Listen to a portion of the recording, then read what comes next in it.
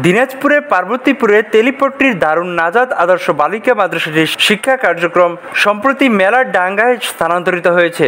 মাদ্রাসাটির নতুন স্থানে আসা উপলক্ষে 30 এপ্রিল বুধবার বেলা 12টার অত্র মাদ্রাসায় এক দোয়া ও মিলাদ মাহফিলের আয়োজন করা হয়।